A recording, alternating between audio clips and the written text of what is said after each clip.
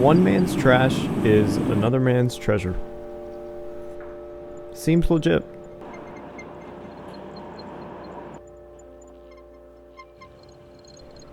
This truck is higher mileage. I don't think the previous owner ever washed it once at all, ever.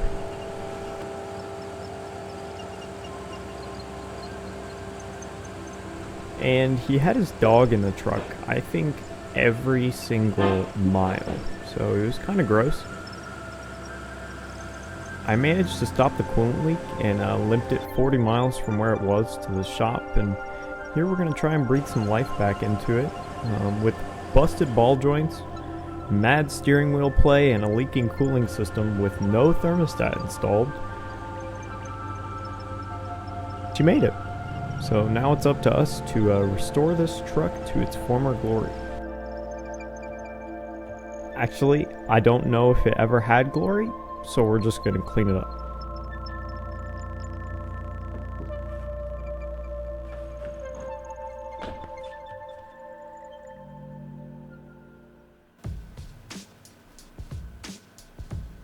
I know first, you're probably wondering, how did you buy a truck for fuck? First, you're probably wondering, how did you buy a truck for $500? I found someone selling a truck for $500 and then I bought it. You might also be wondering, what is the plan for this truck? There is no definitive long-term plan for this truck. We might sell this truck, we might keep it for the next 50,000 years. I don't know. It obviously needs a little bit of love. It looks way worse than it actually is, which in my life, that's a first. So usually it's as bad as it looks. The drivetrain's actually pretty well. It needs a couple of things, and that's why you're here. We are going to get it basically into tip-top shape as if we are going to flip it, and then when it's to that point, we'll decide what we're going to do with it. But for now, we need to replace the manifold / plenum. It just needs replaced. I'm not going to go into why right now. It needs a tensioner. This one is seized, and then probably some suspension stuff on the front left side. Either way, you guys are going to come along and figure this truck out with me, and we're going to get it back in lovable condition. It takes a very certain type of mother to love a face like this, as they would say, and thankfully I'm that mom. We're going to love this face back up to normal, and you guys are going to come along and we're going to fix it. Probably all learn something, and it's going to be sick. So stick around. Here we go. Before we get too ballsy cleaning, I wanted to show you guys what the inside looks like. It is pretty rough. The whole carpet, there is dog hair all over it. It probably doesn't look that bad on camera, dude, but it's kind of disgusting. Also on the cluster, it's also got that buildup of mildewy type shit, which is nasty. The dash is also pretty disgusting. That gives you a good idea of what's on the windows when you look at them from the inside. It feels like it's tinted when you're in here driving, and it is pretty rough. So the first plan of attack is attack the interior and get it sit-inable without feeling disgusting.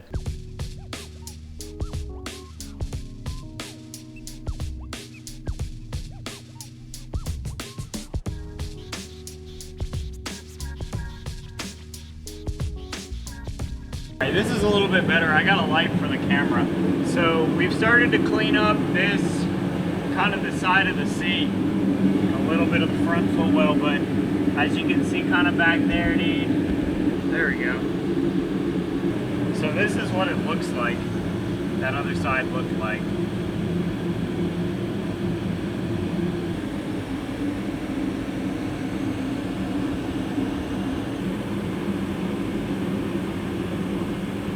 I just wanted to capture this before I go two balls before my two balls go. Before I go too ballsy with the cleaning, I think maybe is what I was trying to say. I don't know. I just want to get this shit done. Here's the back of the seat. Woo! Anyways.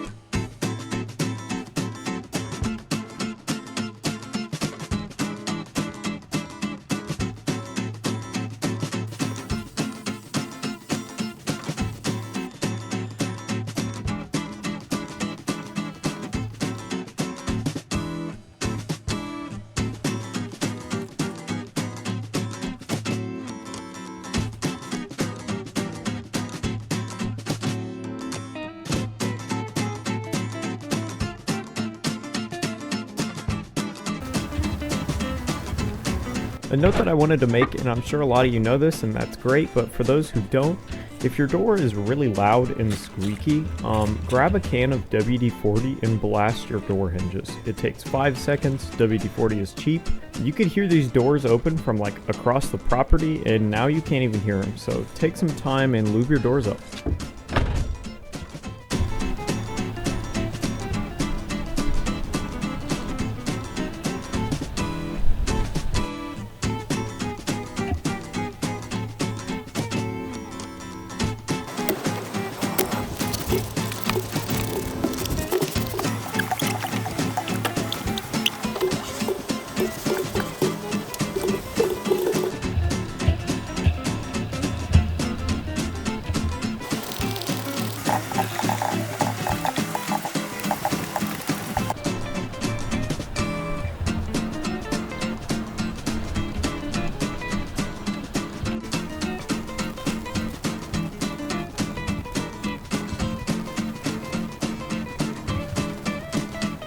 Alright, now we are moving on to the front end. So for starters, the bumper is pretty bent out of shape, so we're going to get it off, ready for a new one. Same thing with the headlights. The lenses are like all cracked. There's just nothing here to save really, so we're going to get some new headlights. There's also a couple pretty gnarly dents up front, and I'm definitely not a body guy, but it doesn't hurt to do what you can. The hood also rubs on the fenders when you open and close it, so I actually bent the tips back so that the hood doesn't rub anymore, and that worked really well.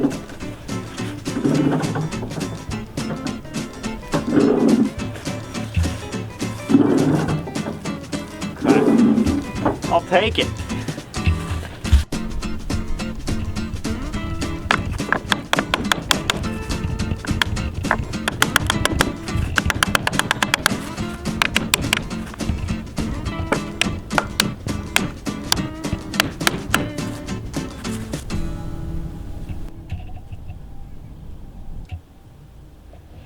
Now that we have the pieces off that we aren't keeping on the truck, it's time to get to cleaning it. Personally, I don't like repairing a disgusting vehicle, so if I have the power to clean it, I'm definitely going to do so. For me, it's just a mental difference when you're working on something that's really dirty and, you know, covered in oil and dirt and grease. Kind of disgusting. Yeah, we're gonna clean the car. Alright, so I wanted to cover what I use and in what order to clean the outside of the truck. So because it's really cold out right now, I got a bowl of really hot water and then I added about 1 to 2 pumps of Dawn dish soap. It's a good degreaser and it pulls the thicker material up paired with the warmer water. I would coat an area of the truck with a rag, and then I grabbed a brush. I used a brush that is safe for paint. Some brushes are very stiff and will rip your clear coat straight off, so be cautious on the brush you use. After brushing the area I had previously scrubbed with the rag, I took a pressure washer with low PSI tip and sprayed off the remaining dirt. This ended up cutting through all of the mildew and brought the paint back really well. Overall, I was pleased and will definitely be washing my personal cars like this from now on.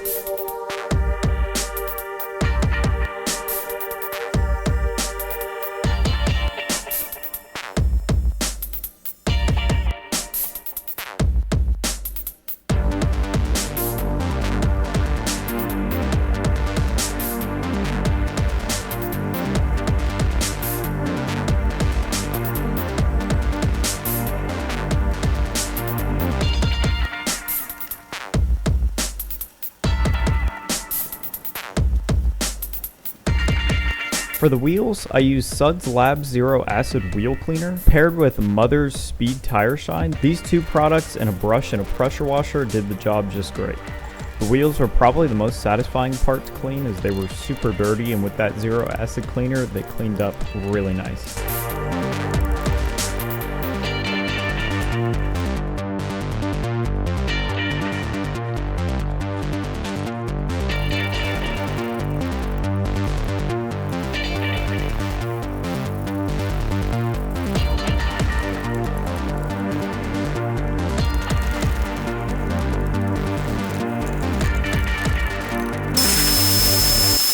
something I wanted to cover real quick is when you are working with this black plastic material, it makes up a lot of like door handles. Right here, the mirror is also this black plastic. When you're working with that and you're trying to clean it, don't use water, soap, or anything like that. What you actually want to use is just WD-40. What that does is that puts the oil back into the material and cleans it. So this is what the unclean one looks like. You can see it's light, it's really faded. And then once you wipe it with WD, it comes all the way back to life. So let me show you guys a little. And do a little spray. You can already see it once it makes contact. It's just like a game changer. And then try and get this. Boom. Look at that, dude. Back to even like one wipe. So yeah. I already did this handle. But here, let's go do another. Alright, so this is a good example. This handle looks very old, very crusty. Now we're just gonna do a little boom. And then boom. You do not need a expensive back to black cleaner. You just need a can of WD-40. So this is before we actually hit the engine bay with WD-40, and the next few shots are afterwards. On camera, the difference is kind of minimal, but in person, it is a dramatic difference.